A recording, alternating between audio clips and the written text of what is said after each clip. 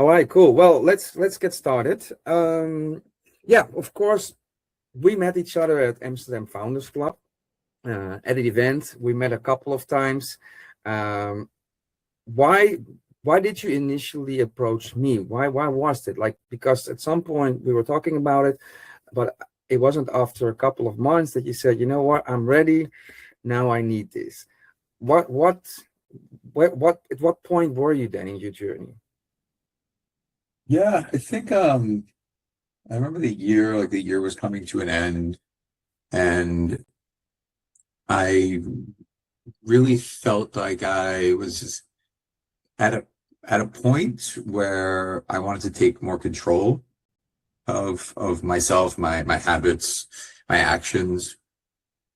And I thought I could do it on my own, but then I realized that I'm always thinking that way, that I could do it on my own.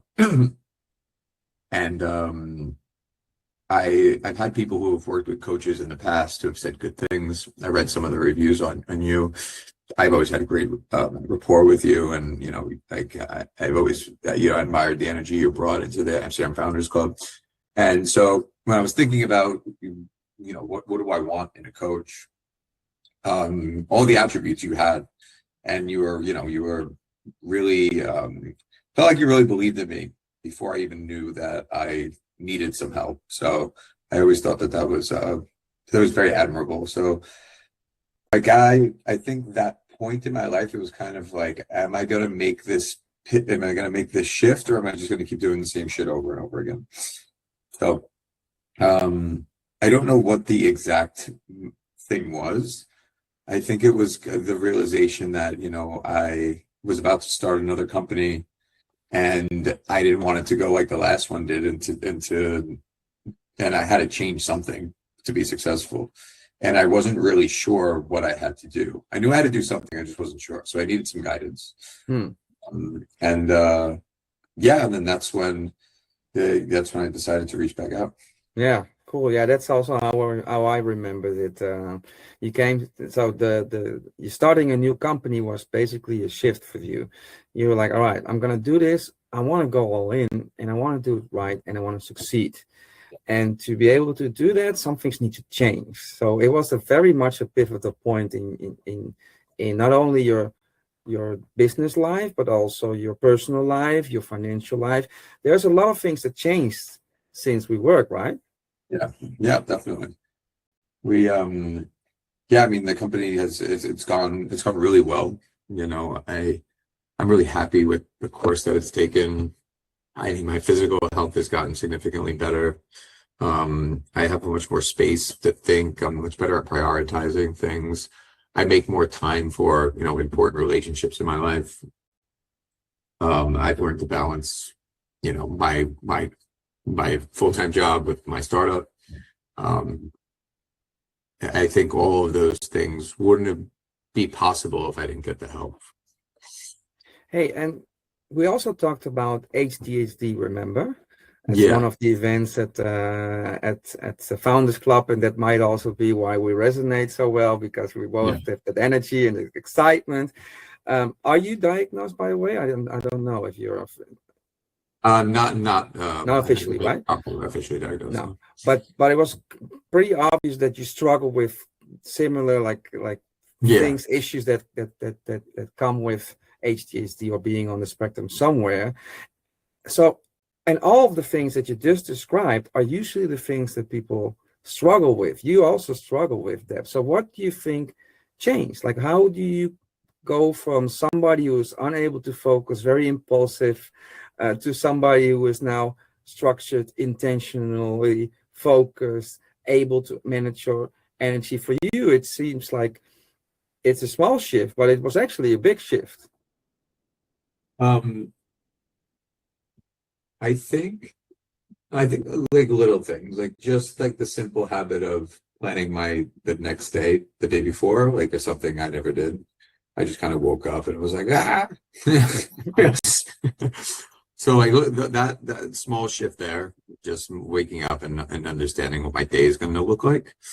Honestly, the best thing I was able to do is just really is concentrate on what's important and focus on that one thing. Just do one thing at a time. It was something I never did. I actually thought it was more of a superpower to do a million things at once, which I still do, but I'm able to prioritize what is important right now, instead of getting super distracted over things that don't have value in the moment and just aren't. This shouldn't be a priority.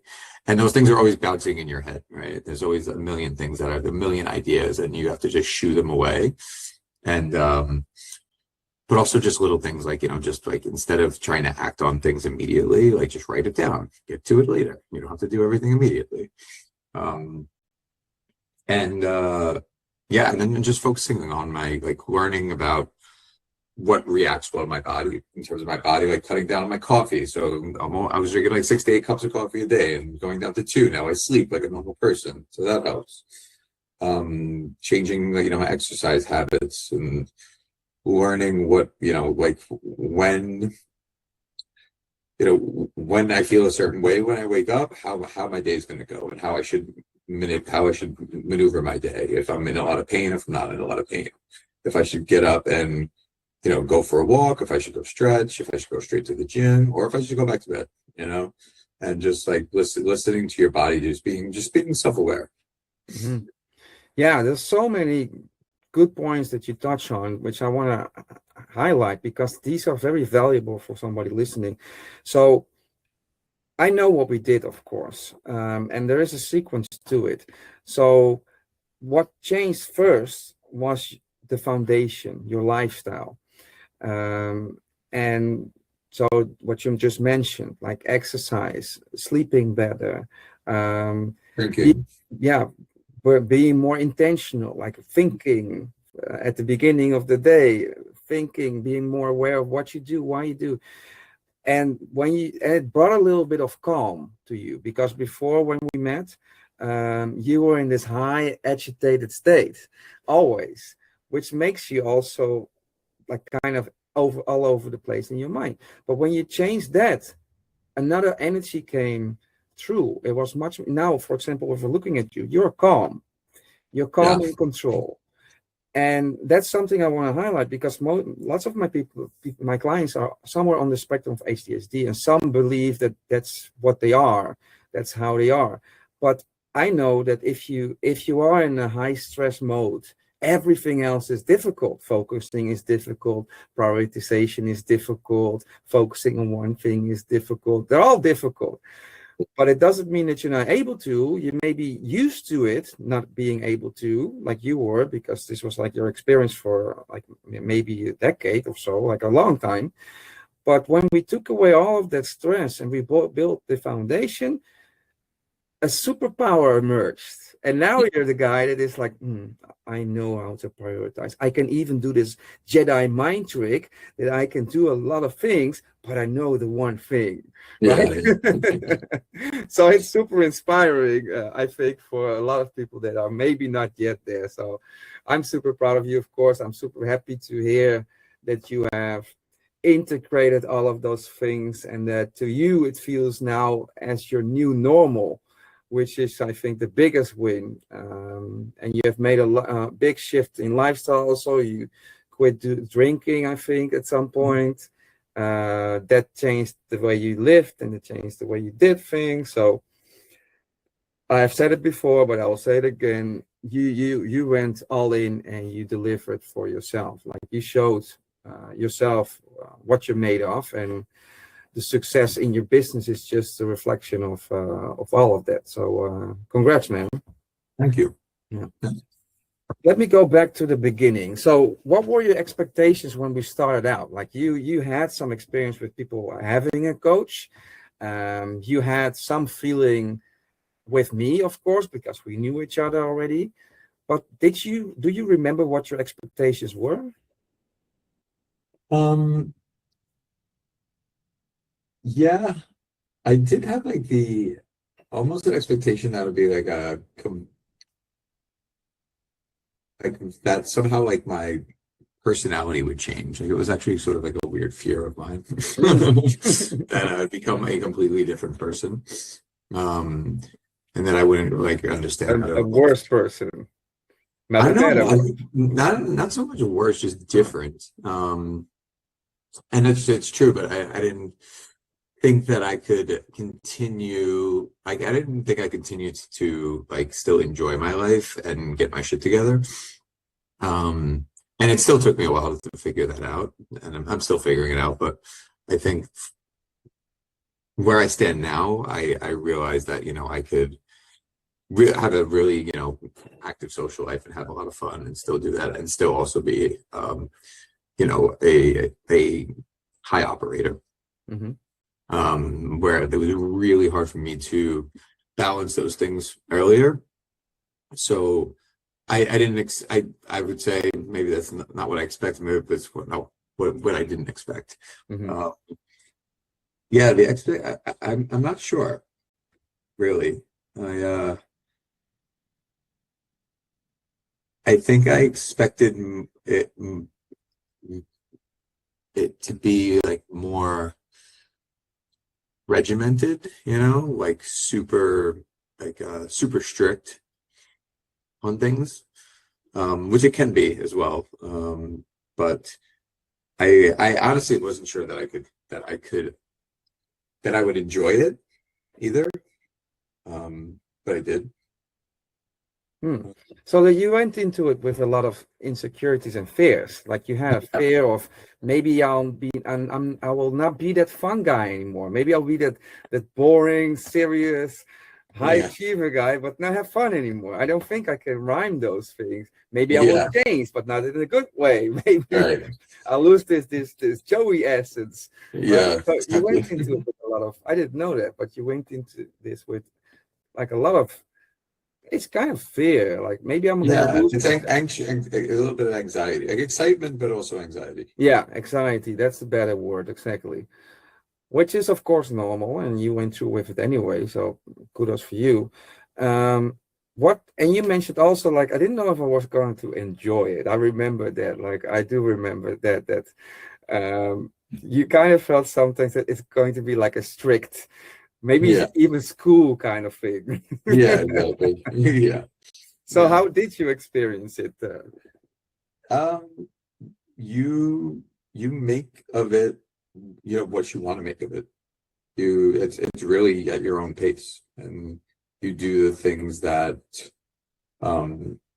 you feel comfortable doing, you feel ready to do, while still holding yourself somewhat accountable and being held accountable by you as well. But it's not one of those things that, you have to do X, Y, Z, or, you fail, right? This is the suggestions, listen to yourself and, make the mature decision, make the right decision that you think will fit for you. So, the self-reflection and kind of the self-teaching with the enforcement on your side made it, very, very smooth. Nice. All right, good to hear. Well, I am at the end of my questions. Are there things that you want to share that I haven't asked and that you find worth noting, or? I guess, what was I gonna say? I guess what's like I don't want to say like the relapse rate, but yeah. Have you, do you have? I'm sure you have people who get back into their poor habits, and I have had one in all my years. I've had one. That's pretty good. Yeah. So, and I'm coaching him again. So, but there were a lot of factors playing in. And the biggest influence is stress. If you have chronic stress, it's very difficult to change your life. So that's why I always focus on that first. But all of my other clients, they all became like you. So at some point, they started telling me stuff that to them is super obvious, that I know we worked on during coaching, and that's for me always the signal that it's now anchored in somebody's identity, and that's in your case the same thing. You mentioned these things as something that's always been, and it's just something you are, right? And that's when people they have fully made the transition. Will there be periods that you might doubt that you go back, or might think that you're going to relapse? Probably, because whenever you go through like a stressful period, maybe a darker period, when you're under pressure, that's the real test. That's going to show you how sticky your new habits and mindset are. And you won't know until you're there. Yeah. But when you go to one of those, then you will have all the confidence in the world that it will never go away, because now you know. Now you've been tested. So yeah, so no, relapse rate, none whatsoever. But it's also because that's always the aim of my coaching. Like I mentioned, right? I do always programs, and I always tell my clients at the beginning, the game is to have you make a sustainable change, like a lasting behavioral change. That's what we're working on. So we might work towards a fixed goal, but the real goal is the transformation you make while working towards that goal. It's both, basically. That's also why I do blended coaching conversations, reading a book, using a tool, self-reflection, because you have to engage with what you learn. And if you engage and you find your own truths, you read it in a book or you listen to a podcast and you hear a similar thing, but now it comes through another channel or another way, now it becomes part of who you are. Okay. Yeah. So very deliberate structure that way. Got it. Yeah. All right, cool. Now that you have experienced the transformation, our partnership, there might be people that are still on the fence, and maybe where you were before, like what you mentioned, like I don't need anybody, I can do it by myself. So who do you think, if you had to describe somebody or somebody's situation, would benefit the most out of working with me? So I think it's the person who thinks they can handle it all on their own, like that they have the confidence that it just takes a little bit more effort and they'll, 180 their life, when it really takes a lot more effort, and it takes the support, of a professional to really make that change, especially if you've been trying for a while. And especially if you've made the choice in your head that that a shift needs to happen, and you are unsure where to start, or you have a fear of like relapsing into the same old habits. Because I know that's in the back of a lot of people's mind all the time is, I could do this, but what if I can't? And just that extra bit of confidence that you get from somebody else, and that extra bit of accountability, because you're accountable to yourself, but you also feel accountable to another person. And when you're a high performer, you really don't like letting people down. So that really helps keep you in check. So if you're already having this conversation with yourself, you're probably already at the place where you should at least, make that first call and schedule at least that discovery call. And do you think they also have to be at some kind of life phase? Because like you were at the life phase of, I'm working for a boss, I don't want to do this anymore, I have ideas, I have a vision, I want to go for it. That was like a pretty distinct life phase, transitional phase. Do you think that people have to be at some kind of transitional phase? I think it doesn't have to be like a milestone. It just has to be a mindset. It has to be I want to change things. I want to be better. I want to be a better person. I want to, be at my highest and best use as a person. I want to optimize my life.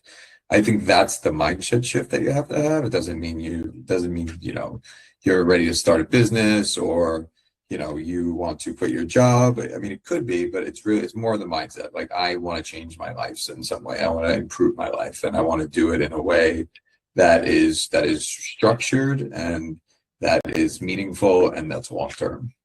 Yeah, I can see that. And do you think they have to have a certain kind of personality to jive with my style or my A certain personality? I don't know. I don't know. I'm a high energy person. You're a high energy person, so I think that works well. Um, I don't know. I could be overwhelming for some people in a room. So, I've heard so that it's before about myself too. yeah, exactly. So I don't know. It could be, it could be certain personalities can be overpowering to people, and maybe they don't feel as comfortable. But I think if the people that you're targeting, I think tend to be, like I said, more, higher operators, and especially people, on the ADHD spectrum, I think can relate a lot to you. And I think you're pretty adaptable too. So I don't think there's any real restrictions on that. I think if anything, you've been doing this long enough that you know how to adapt to, people to make them feel comfortable. Yeah. All right. No, I agree. All right. I'm going to close this off. If you won't mind hanging in there for a while I close this interview off, and we can chat a little bit later. I want to thank you, Joey, for being part of your journey.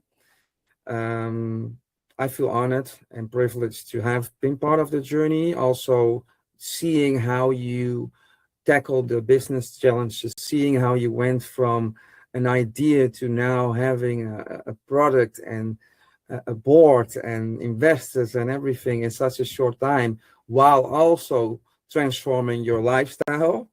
That is already in itself a big win, and that I have been part of it in a small way has been a pleasure for me. And you have always been super open to this relationship. I'm sure this is not the last time we'll see each other. Many more times. I will keep an eye on you for sure.